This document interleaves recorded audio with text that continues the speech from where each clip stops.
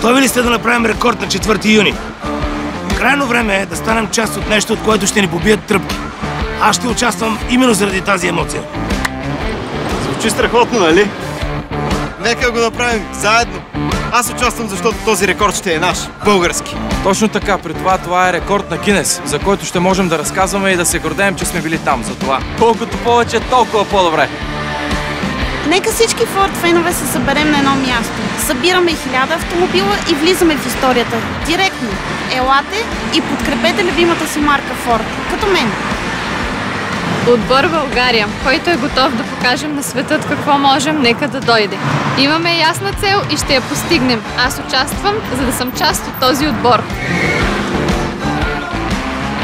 4 юни, 9 часа, Северна тангента. Ще поставим рекорд за най-дълга колона от автомобили на Форд, защото го можем. Вярвам, че когато сме заедно, можем да постигнем всичко. И нека покажем, че България е отбор. Очакваме всички автомобили Форд на 4 юни, събота, в 9 часа, на входа на Северната скоростна тангента от към Ботевградско шосе.